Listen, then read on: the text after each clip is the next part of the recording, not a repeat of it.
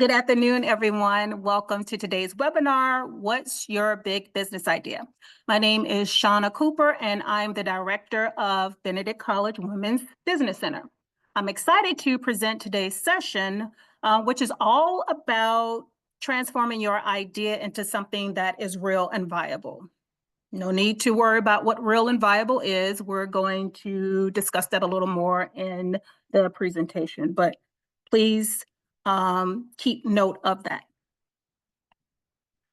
So if you would, please drop your first name and city where you are joining us from in the chat. This is just how we will use the time to introduce ourselves to one another. Okay, if you would, name and city only for now. Okay.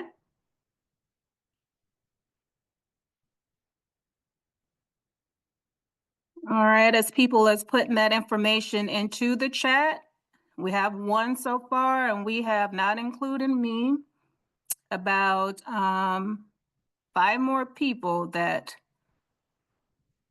I would love for them to put their information in. I want this webinar to be as interactive as possible. Yes, I am the presenter, but I like dialogue, so I don't want to be doing all of the speaking, although I will be doing most of the speaking.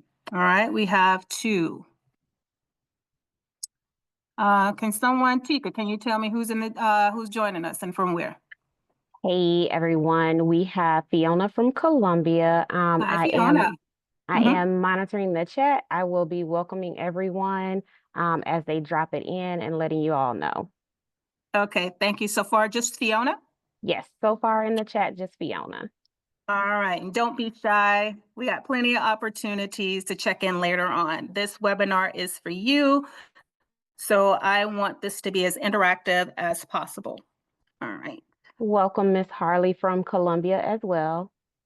Okay, welcome. Okay.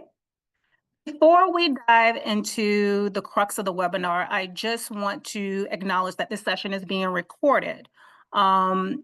As such, it will be posted on our YouTube channel no later than tomorrow afternoon. Okay. All right, so before we dive deeper into the conversation, I just want to go over some housekeeping. And first and foremost, just please be mindful of your microphone and that it is muted unless you're speaking. Again, this webinar is being recorded and we want people to get as much out of it as possible. So we would like for mics to be muted, therefore we don't have any background noise, that we don't hear any personal or outside conversation that can interfere with people receiving the information, those viewing the webinar live, and those who will be reviewing or viewing the pre-recorded webinar. By all means, feel free to use the chat. I see that people are putting some information into the chat as we speak, which is great. I thank you for that.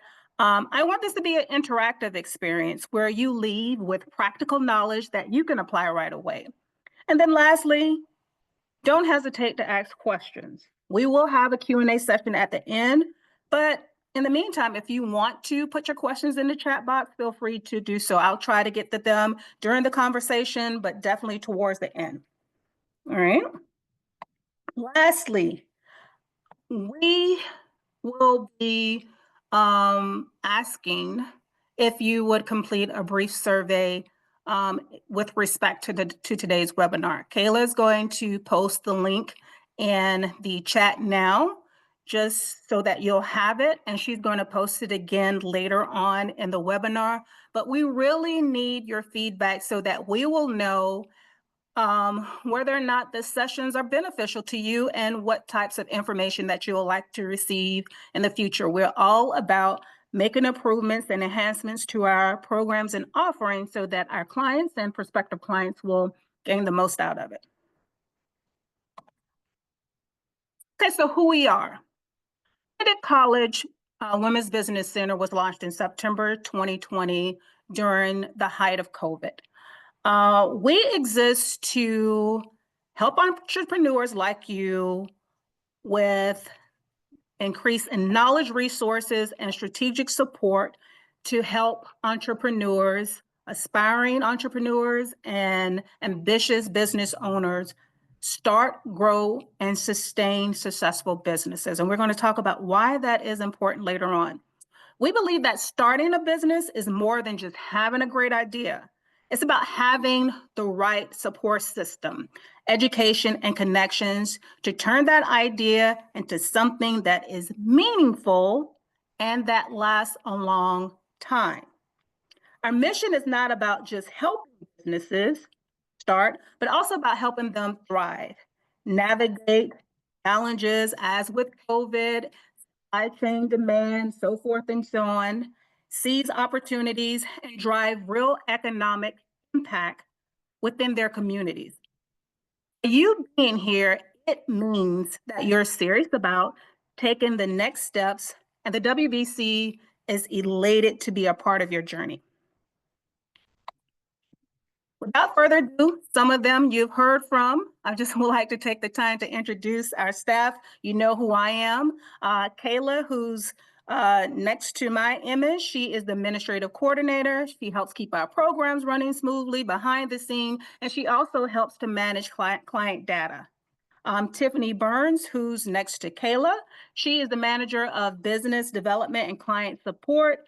She helps businesses develop strategies and gain clarity on their goals. So Tiffany is like all things systems and processes. And then Tika, she leads our small business connection programs. She ensures that entrepreneurs have the resources and networking opportunities needed to expand and succeed. So all of the women that you see here in some shape, form, or capacity are involved with our programming, helping to determine what those programs are, how they're implemented, how clients receive the programs, and how they are utilizing the information with those programs and other offerings, and how we can go about improving those. So as you will learn, if you're not a client of the WBC, our team is committed to supporting business owners at every stage, those just starting a business to those who are scaling their business. So if you ever need guidance, the WBC is here. So what do we provide? These are just a snippet of our program, our core programs and services. So we offer boot camps and accelerator programs. The boot camps are usually those half a day or day long educational offerings, whereas the accelerator programs are multi-session and occur over several weeks, But these are structured programs that provide in-depth training and consultation over an identified period of time. So subjects that are covered include business planning, how to find your target market, pricing, information regarding legal, those things that are central to helping people start, grow, and scale their businesses. The incubator, Benedict College has an incubator within the Business Development Center.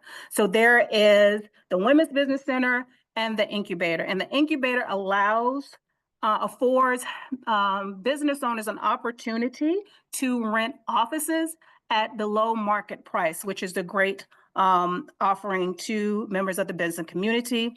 We offer business plan review. We do not write the business plan, but we do review them and offer constructive feedback so that they are lending ready, or that you can use them to help with your operational efforts, strategic planning efforts. We also offer group level coaching, and part of the reason is we find that entrepreneurs and business owners learn a lot from one another when they're working in collaboration, and also because of our staff capacity. We offer programs across the state of South Carolina, and given the number of staff that we have, we're just not able to touch individuals as we would like to as far as those one-on-one consultations, but we find that group level coaching is very beneficial to those who partake in them. Webinars like today, no explanation needed, networking opportunities.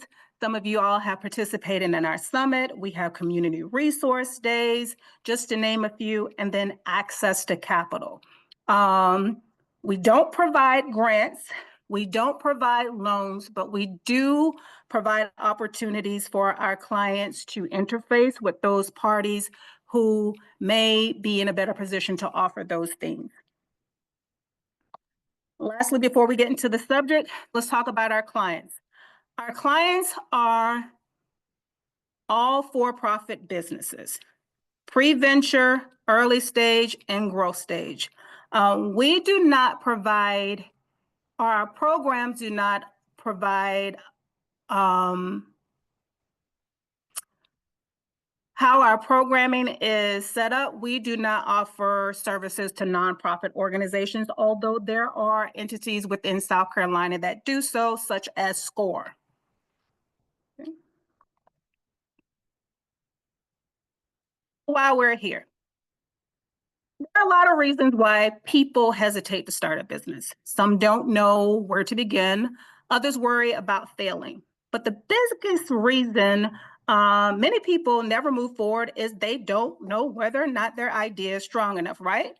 So today we're going to explore how to turn your business into a viable business opportunity. Having an idea is not enough. You need a structured way to evaluate whether it's worth pursuing. We're also going to help you understand what makes an idea viable, real and viable. Some ideas sound good on paper, but don't work in reality. We're going to provide some examples about that, some which you may be already familiar with. We'll talk about key factors that determine whether your idea can become a sustainable business. We're also going to discuss ways for you to test your idea before investing time and money. You know, there are some entrepreneurs that skip this step. I was one of them many, many moons ago that did this, and I learned the hard way that one, my bank didn't like it, and my bank account didn't like it, and I wasn't able to get that time back. But that was a lesson learned. I know better now, and I'm able to provide my lessons learned to help up and coming entrepreneurs to not make those very mistakes. It is my intention that by the end of this webinar, you will have a clear action plan for assessing, testing, and refining your business idea before you launch. I'm going to launch a poll right now because I want to know a little bit more information about who is in the room. So there are 3 back-to-back questions, if you will. So for the first one, what industry is your business idea in? And there are several choices. You got food and beverage, retail or e-commerce, professional services, health and wellness, technology or online business, and other. So we got about 3 people. Excuse me. Oh, it's growing, sorry. All right, cool. All right, so most of you are in professional services like coaching and consultation. And the rest of you are in food and beverage, retail, and technology. I'm going to end the poll right here.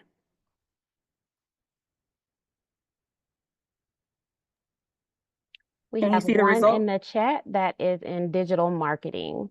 Wonderful. And thank you for participating via the chat too. Do you see the results up? Yes. Okay, great. So you can see how the webinar cohort is positioned.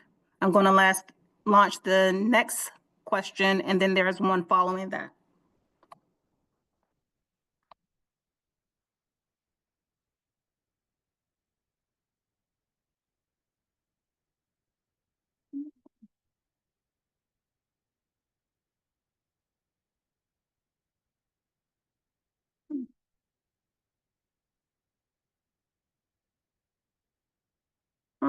For whatever, let me see. Here we go. All right, so tell me about your planning stage. Where are you in the business planning cycle or the business cycle? Are you just thinking about this business idea that you want to launch? You're researching and testing out the idea. You have the idea and you're working on a business plan. Are you about ready to launch this thing within the next few months or so? Or you're already in business and you're thinking, hey, I might need to do some restructuring or some pivoting so that I can adapt and remain relevant to the market. Okay. So researching and testing, that's one. Creating a business plan, okay, is one. Ready to launch in the next 6 months, that's two of you. And already in business, but refining my business idea. And you will find that once you have a business, this is a place that you will find yourself in from time to time. All right. And then sharing results, and we're going to go to the last one and move on. Again, this is just for me to glean who's in the virtual meeting space so that I can make sure that the information is relevant to you in case I need to tweak anything. All right, and then the last one.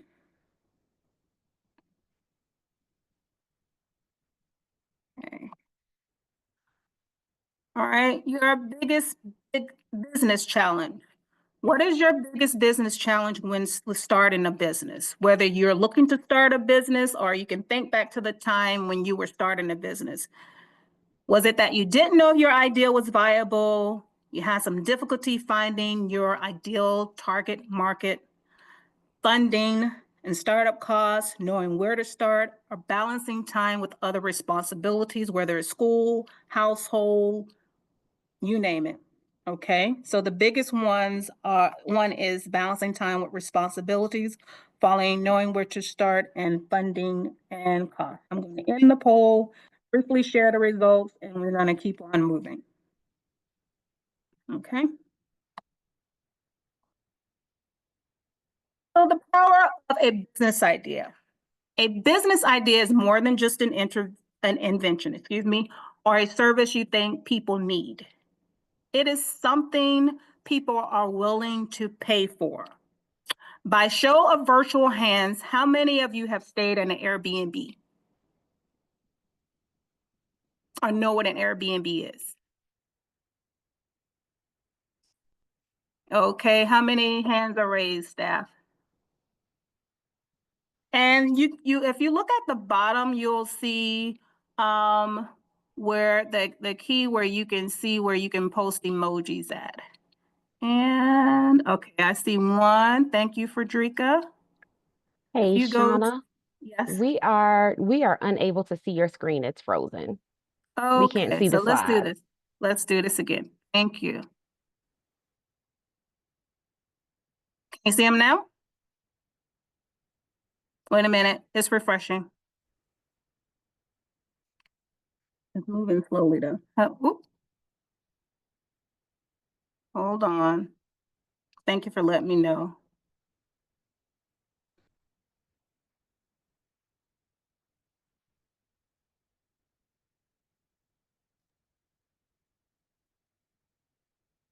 Okay.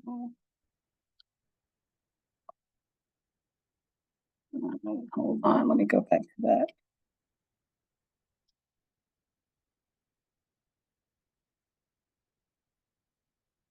All right, can you see the slides now? What's your big Yeah. business idea? Yes, we see them Okay, now. so I'm going to the right. I'm going to the one. All right. So we're on the Airbnb piece.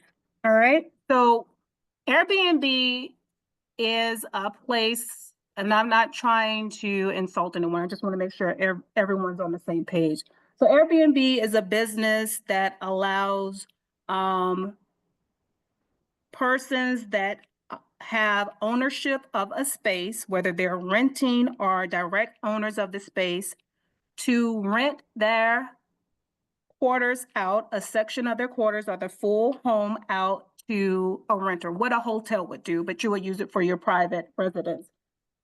Okay, so Airbnb founders, Brian Chesky and Joe Gibbia, were struggling to pay their rent. Instead of looking for a job, they decided to rent out their air mattress in their living room to attendees of a conference because all of the hotels have been booked solid, right? There's no hotel that had any room availability.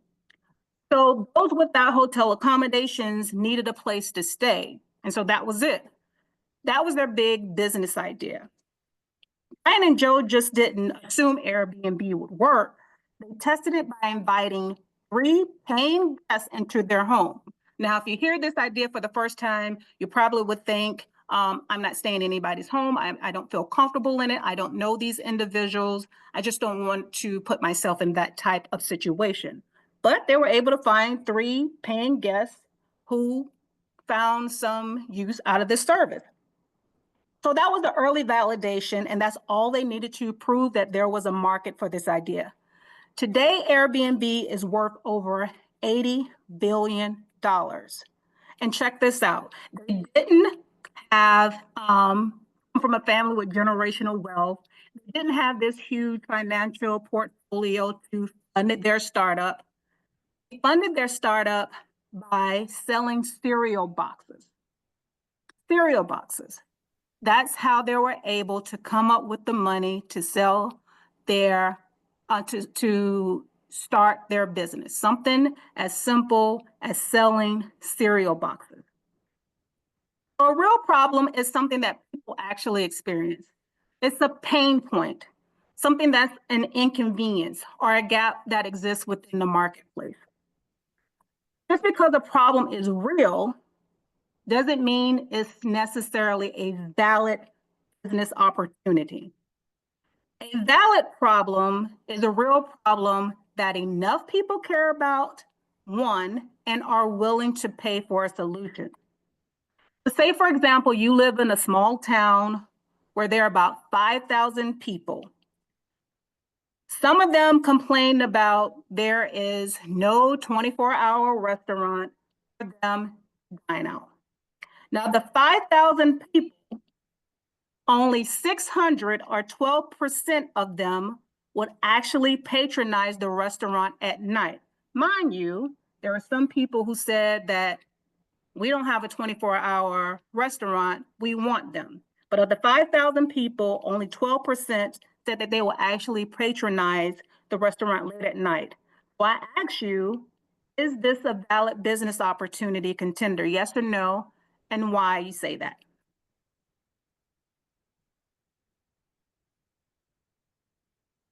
Anybody? No. Why not? I was a restaurant owner for 20 years, Okay, great.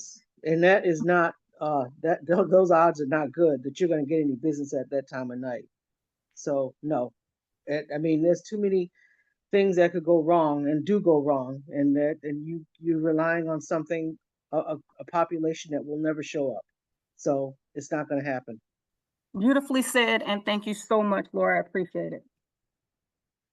So let's say that you work in a city where there are 15,000 working professionals, and they say that they are tired of not having any healthy meal options during the lunch break. These professionals are tired of fast food and don't have time to cook. Of the number of professionals, working professionals in this town, and there are 15,000 of them, half, 50% or 7,500 are willing to pay for meal prep or delivery services. So I ask you again, is this a real and viable option? One, share why it's real. Two, share your thoughts on why it's viable. If it's a corporate decision to have that happen, yes, that was I was in a small town. I was in a college town, and because of that, I was able to get business from a lot of different places. But the corporates during the COVID circumstance was actually a blessing for me. Uh, Unfortunately, not for everybody else. So I'm not poo-pooing this, but I'm just saying that it depends on if you're relying on street traffic, then people will find a way to accommodate what they need. But if you are relying on the corporate support, then you will be able to sustain your business if you get enough of that. Uh, if they rally around you like that. So we worked with our chamber and our local business people to figure out where we were going to be able to get this population of people, and thank God it worked out for us. So I don't think that's everybody's scenario, though. Right, and I thank you for sharing that as well. And you brought up a valid point. As with, I would recommend this for businesses. Having a solid business idea in which people are willing to pay for is great. But if you have multiple revenue generating streams of income, that's even better. So if you have like a food truck, you're able to deliver those types of things. You may do things on the weekend or whatever. You're not necessarily relying on one stream of revenue to support your restaurant. It has to be strategic, it has to make sense, and it has to bring in a whole and some money for the business to be sustainable. But great point in demonstrating that it's good to have a solid business idea, one people willing to pay for, but it's also beneficial if you have multiple revenue streams of income, because if environmental factors such as COVID or whatever, environmental, political, whatever the case may be, you're not relying upon that one revenue stream for that. Okay, so now we're going to go with why some businesses succeed and others fail. Not every business idea succeeds. Many entrepreneurs believe that they have a great idea, but the reality is that many of those ideas don't translate into successful businesses. And the numbers apparently back this up. So CB Insights is a business analytics platform, and they show or report that 42% of startups fail because there is no market need for that product or service-based business. Again, 42% of startups fail because there's no market need. So think about that. That's almost half of businesses that launch that don't actually solve a problem. There's not enough people that care about it. And if you have people that don't care about it, they're obviously not going to pay for it. These businesses, despite having passionate founders, they spend a lot of time with logo making or selection and branding and engagement online. But if there's no business validation before launching, business more than likely will not be successful. So what does this mean? You have people that may say, oh, that's a cool idea. When it comes time to pull out their wallets, they don't buy.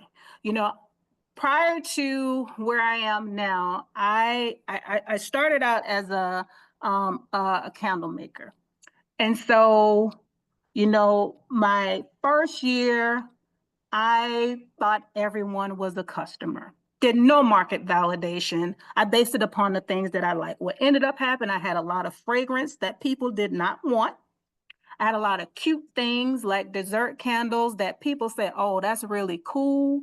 The price is right, but I'm not going to buy it because it's too nice to burn. So the validation was on what I thought versus what my market need. And on top of that, I had no idea what my market was, who my market was, because I jumped into I romanticized the business versus doing the due diligence of deciding if this was even valid. So after spending so much money and wasting a lot of time, in addition to that money, I had to then do some background work that I should have done in the beginning to get the business where it is. And I should have done that as someone who went to school for research and knows better, should have done that at the start. All right, so let's talk about why those businesses don't succeed. You got poor pricing models, right? Let's say you have a premium organic skincare line, keyword being organic. Organic raw materials, as we know, cost a lot of money, right? So if you price your products at $10 for an 8-ounce bottle to stay competitive with the big box stores, because you're thinking if the big box stores charge about $12 and I undercut them by $2, and I'm offering a similar or the same product, I should come on top. But there are a lot of reasons why the big box stores are able to charge that. They buy in bulk, their machinery, They have a co-op where people use that factory to help create their products. So the cost and the margins are going to, the cost to make those products are going to be lower.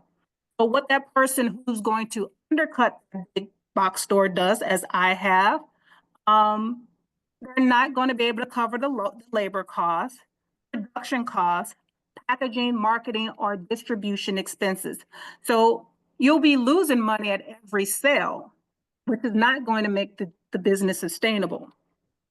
On the other hand, using the same product, if you charge $80 per bottle and your audience is only willing to spend $20, then that shows that there's some price sensitivity issues and that the pricing of the product is off. So a great idea will fail if your pricing strategy doesn't align with the customer's expectations and business costs. And we're going to talk a little later on about how you can determine what that is. Another reason, poor execution. Having a great idea, executing it well is another thing. You have a great idea, but if it's not executed well, that's not going to help either. So let's think about Blockbuster. Everyone here is familiar with Blockbuster? Okay, if not, Blockbuster was this huge video store. You go to the video store, you can get a VHS of your movie, take it home for a period of time, and then bring it back. That was their subscription model. Get a video, watch your movie, and then bring it back. So then came along Netflix. Netflix had an idea of a streaming service. Okay, they didn't do well in the beginning. They didn't have a true identity. They weren't able to get people to use their product as often as they like, and there was some pricing challenges. Okay, what hurt Blockbuster is that they weren't able to adapt because streaming was on the rise, right? And so while Netflix was failing, or they perceived that they were failing, they went to Blockbuster, who was doing relatively well at the time, and say, we have this streaming service business, we're willing to sell it. Would you sell? We're willing to sell it for $50 million. And this was in 2000. Blockbuster said no. Now here we are today. Blockbuster is out of business, and Netflix is worth over $444 billion. So Blockbuster wasn't able to adapt. They could have had the video and the streaming service, but now you have a company that was able to adapt, and now they're doing exceptionally well in the marketplace. So the lesson learned here is that even if your idea is great, you must have a plan to execute it well. That means ensuring that your operations, your marketing, your ability to adapt to the market and customer experience are monitored and set up for success. And then the last thing is lack differentiation from competitors, right? So as I mentioned before, there are several restaurants in the Columbia area. There are several candle makers in the Columbia area. We can go on and on, but if you're not able to differentiate yourself from your competitors, whether it is what you're offering, how different that offering is, the pricing of that offering, the experience, then you're just one of many. And people are not going to find anything special about your product and service to keep that business going. I'm going to stop right here and ask if there are any questions before we continue. Okay. I'm going to show, let me do a second before I move forward. Any questions? Any questions in the chat? No questions in the chat. Okay, let's go on to a video here.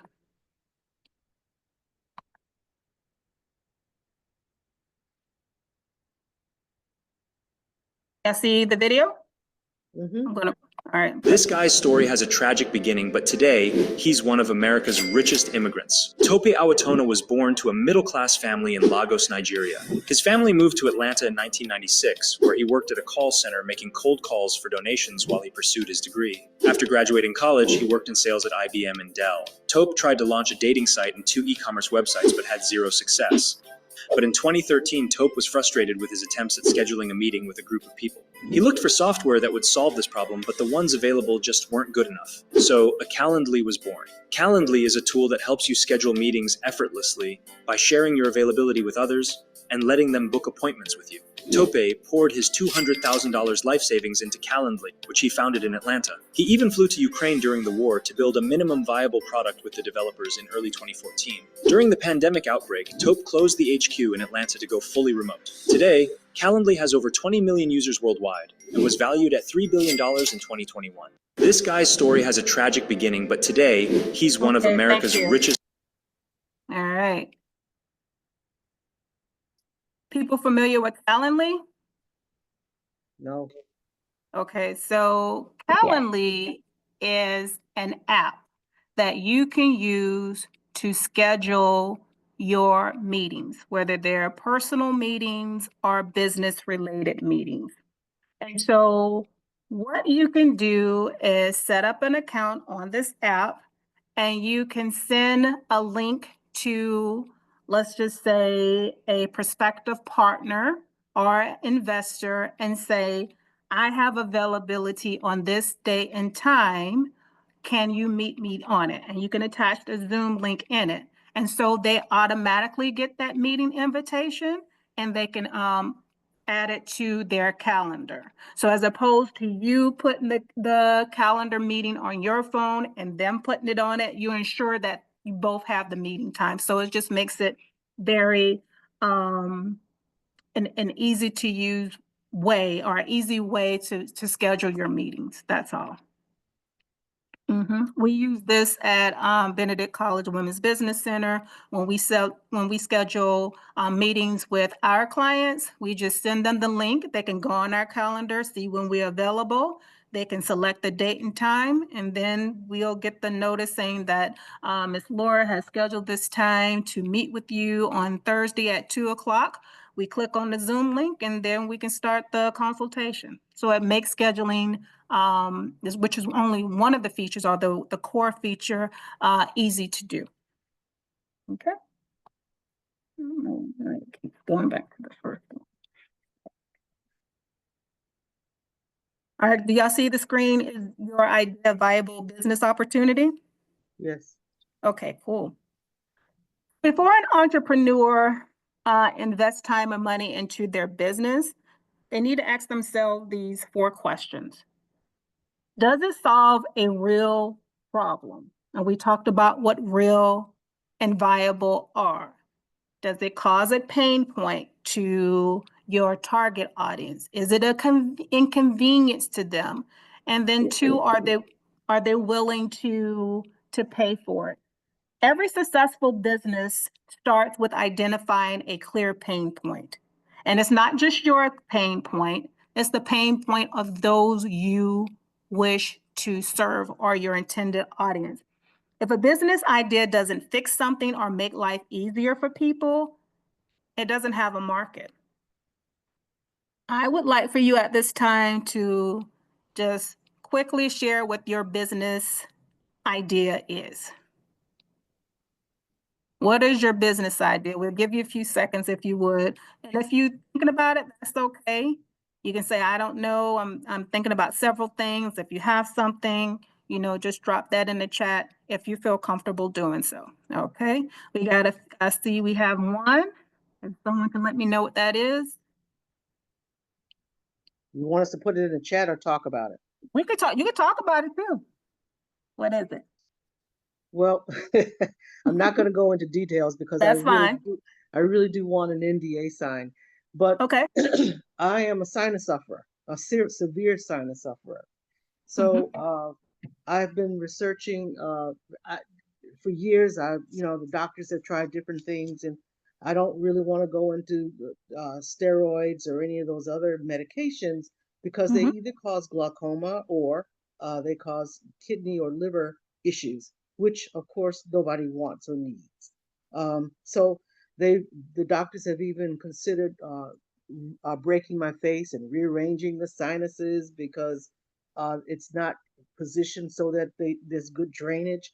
In any event, I wanted to be able to come up with something that was more appropriate for me. And as I looked across the globe, looks like millions and millions of people have this, whether it's seasonal or it's just something that's physical like mine. There are many sinus sufferers. So, in any event, I have been researching something that works. And Okay. how I know it works is I've tried it on myself. So, it so I know it's a good business idea. Okay. All right. Thank you for sharing that, Miss Laura. We're going to talk about testing the idea in a little bit, but I like where you're going. Any others in the chat, staff, who Yes, shared this? we Mhm. have two in the chat, one of which does not have a name. So Zoom user that stated you are looking to start an education hub. If you could just send us your name and city so that we can shout you out. And then also Miss Frederica is looking to start a home cooked bag lunches business. Thank you, Frederica. Okay, wonderful. All right. So the first thing we ask is, does this solve an actual problem or address a market need? Next, we're going to ask, do potential customers actually want this? And I know that some of this is repetitive, but it's to get you to see how important this is and get in the habit of following these steps before you launch your business idea, before you get too far gone, right? It's one thing to have a solution, but are people looking to have it? So have you talked to potential customers, or is this an assumption based on what you think your intended customers need? So when we look at the Calendly example, his pain point was that he had difficulty scheduling a meeting. There was no option available outside of calling people and writing it down and then keeping it somewhere where you can recall where it is. So he figured if he had this challenge, other people had the challenge. So once he identified who his market is, probably corporate spaces, different types of audit offices, you name it. He probably had a series of questions for them. Do you schedule meetings? How often do you schedule meetings? Would you use an app for scheduling your meetings? What features would you use on the app? Which features would you consider premium? And that's different from asking, would you pay for this? Because premium implies that it is a different type of service that people will be willing to pay a price for. So the wording on that needs to be taken into consideration as well. Can you generate revenue? So even if people love your product or service, will they pay for it? If it costs more than to produce than people are willing to spend, then it may not be a good option. Is it built for long-term success? Number 4, some ideas work for a short period of time, but aren't sustainable in the long run. So when we look at MoviePass, and some of you may have heard of MoviePass, but it is this business a subscription business, where if you signed up on this site, you pay $10 a month and you can see as many movies as you want. You can go to any theater and you can see as many movies as you want. People like it. My best friend, she loved it. She went to the movies like 4 or 5 times a week, so many times during the day. So she really liked it. The problem is that they only anticipated that people who subscribe to this offering will go to the movies once a month. But people were going multiple times a week, and at $10 a month, they were losing money. And on top of that, movie theaters increased their price on these tickets because they weren't making money as well. So that business, once they launched the subscription in 2017, they went out of business in 2019. That business, although it was a good idea for a short term, your business, it wasn't sustainable in the long run. Okay, simple ways to test your business idea, and there are four that are listed here.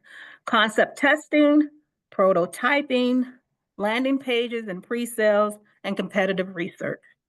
All of these are relatively low cost. So when we think about concept testing, I'm thinking about surveys and interviews, right? This is information that pretty much won't cost you anything to do with your intended audience. Not your mama, she's gonna like everything you do, not your best friend if they're not the types that can give you some critical feedback or constructive feedback, but people who are really going to benefit from your offering and are willing to pay for it, right?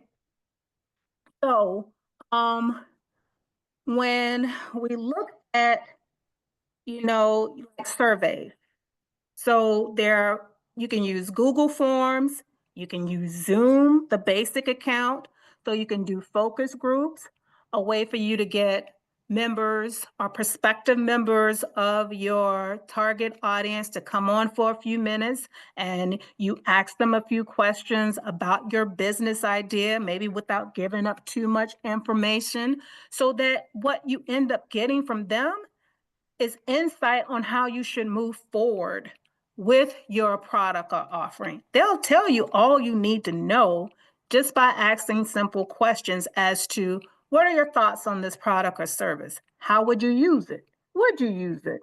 How often would you use it?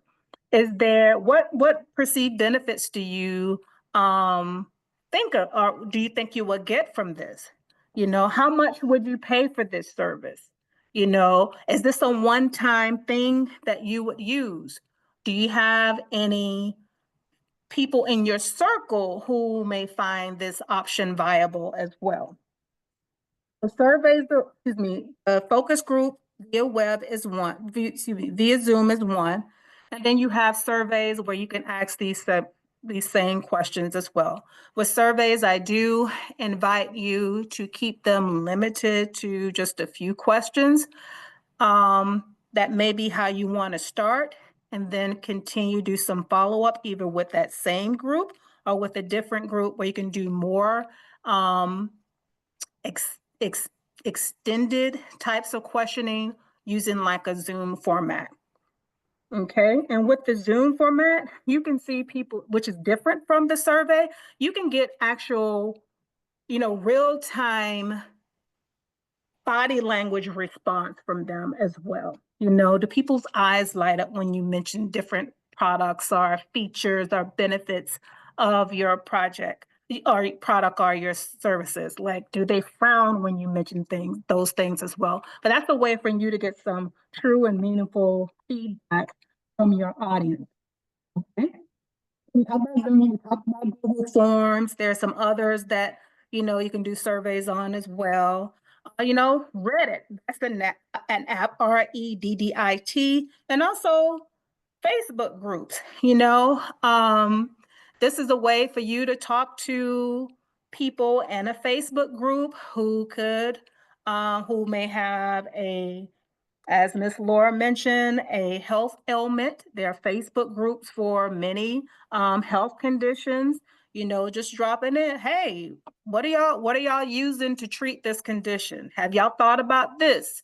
Would people be interested in meeting with me for a few minutes to talk about how this problem could be solved? So those are different avenues or ways that you can use that you can garner this information from. So prototyping. This is another way for you to test an idea. You just create it on a small scale and see if people bite. If you're doing candles, perhaps you're doing tea lights, those little small ones, just to get, people to comment on the scent, maybe the color, maybe how the fragrance permeates. If you're offering a service-based business like Calendly, maybe he offered something for free on a limited basis. You know how to get you, sign up for this service, put your card in, And then magically after 7 days, if you don't cancel, you automatically remember, right? So those are things that you can do to see if people bite with smaller version of what you are looking to offer versus putting forth a lot of time and a huge investment without knowing this information. So, and that's a way you can get real-time feedback as well. When we're doing markets or whatnot, that's how I would test a lot of if this product would sell. Do those, get some real-time feedback. People can do this with food, any other type of product, even with some service-based products, is just to see if, getting out there where you have a lot of people, where you can get a lot of information back. And the information that you want to get back, hopefully, are from target audiences. All right, landing pages and pre-sale. So a landing page is, just think of it as like a one-page website. It's not a full and expansive website where you have like multiple pages. You can click on the about page, the about us page, the products page, the services page, the contact us page. It is one page that provides the most pertinent information about your product or service. You don't necessarily need to go to a host provider to develop the website or the landing page, or a website designer to do it. You can use something as simple as Canva.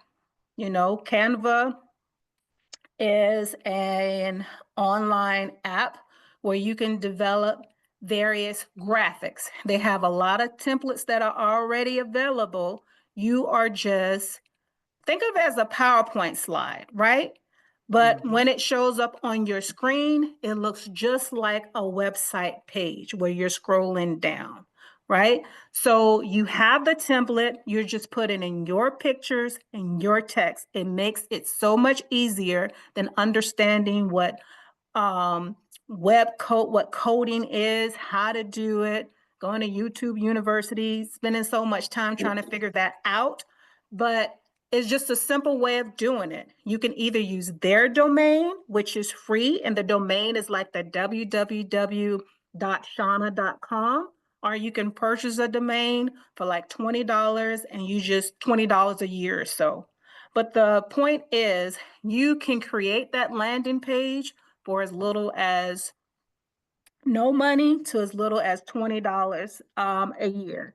And again, you will have on that landing page like what your product or service is, who is it for, why it is of value, how people can sign up to pre-order, like if it's a book or if it's this candle that's coming out, if you have some type of baked goods. It doesn't need to be fancy. It just needs to show that you have some type of presence. And it's just another way of you testing it out without investing a whole lot of money, just to see if people would bite.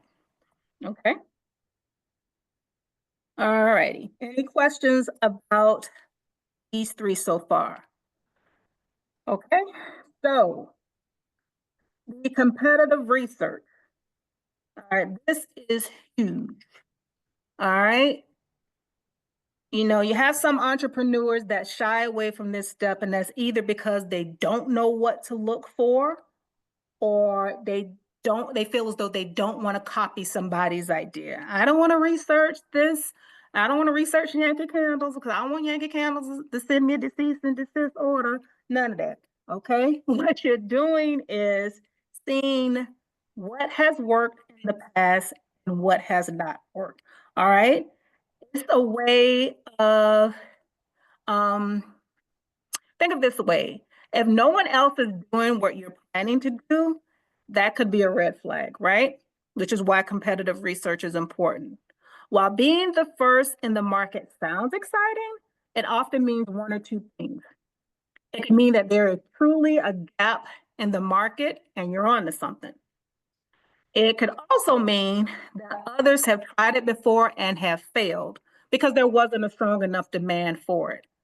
So your job in testing out this idea is to figure out which one is true. Is it that there's no market need, or is it that there is a demand for it? So that's what you do. And the ways that you can do this again are through concept testing, asking the real questions, um, during the interviews, the surveys, prototyping, offering a small um, prototype of what it is that you're offering. If it's a digital product, then maybe you offer the first couple first couple pages, the juicy bits that'll get people interested and intrigued about it. Landing pages we discuss. People want to know who you are. Why should I buy this from this person? With that, who's interested in purchasing this information. Also with landing pages, you can collect information from the people that view your page. You can collect their name, email addresses, which is valuable real estate, because that way you can connect with them about when the product is going to be available. If you need to have any follow-up with them, it's just a way to keep the engagement going. All right. All right, will people pay for your product? We talked about pre-sales. We talked about do the deposit test. And what the deposit test means is that you're offering your product, and say, for example, business coaching, and you're using Calendly to set up your appointment. So what you can say is, please send this deposit before we meet. The person pays for the deposit. That lets you know that if that person is your ideal client, that is the sweet spot as far as pricing and what you're offering.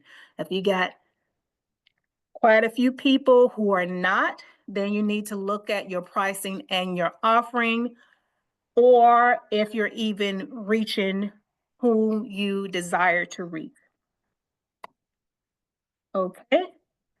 And so, real quick, why I say it's good to get in front of an audience when you are trying to get information on your product. And I try to use my personal experiences because, one, that's what I know, and two, I hope hopefully to help you. So I sell candles, and I've been doing it for some time. When I first started, I live in Orangeburg. I went to a local event here, had my feelings hurt left and right. Your candle is what? I can go to Walmart. I heard that so much. I just wanted to pack up and go, even though it was a multi-day event. Couldn't, because I gave them my money. So I needed to stay there. But then I sat down and I thought long and hard, who would like my products? And I found it wasn't the people in my community. I had to go out and get them. And I was okay with that. So I ended up I raised my price, ended up going to this place where my ideal audience was. I mean, to the T. I wrote out my avatar, had a picture of her, and she came to the booth, right? And my avatar was a made-up name, age, information about her education, how much she made, where she lived, if she was married, her education, if she had any children, what she drove, as much personal information about this person I could get. And that person showed up at the event, and she said, "Did you make these?" And I said, "Yes, ma'am, I did." And she said, "What are your prices?" And I told her. And she shook her head, and I was like, "Oh, she's going to tell me I'm too high." She's like, "You're not going to be in business long." And I said, "Why not?" And she said, "Your prices are too low. Your prices are too low. So when you find your ideal client, they'll give you all of the information you know." And that cost me nothing to get that from her. Right. All I had to do was show up at the event, and she gave me so much viable information. And I was able to employ what she said. Because I was afraid, but she gave me the validation that it's okay. I have not only me, but I have people in my circle who would purchase this. have the disposable income to do, because we know that candles are not an essential product, but they would do it. But it took me going to these different events to find my audience. And I say that to say your audience may not be in your backyard. They may be some other place, but you must be willing to take that chance to seek out where they are. Mhm. All right, so the idea to action, these are the 4 steps we talked about. Refine your business idea, does it address the pain point? Are people willing to pay for it? Validate with low-risk testing. We talked about what those are. Surveys, interviews, in-person interviews at these various spaces where your audience is, your market is, your business plan model, and the roadmap. So we talked about a good bit of all of that. So we're kind of like at time, but I do want to leave some time for us to check the chat and see if anyone have any questions, and also open the floor for people who want to come off their mic and ask questions or provide a comment. But thank you for your time. I appreciate it. You stop sharing and look at the chat. Kayla, if you would please put the survey link back up. I'm going to check the chat and see if we have any questions. It was very good. Thank you. Oh, thank you. I'm glad you got something out of it. Well, I'm glad that I was glad that when you said that you have to go outside of your comfort zone as far as researching your demographics, because when we first started our business, we really thought we were going to get more support from our community.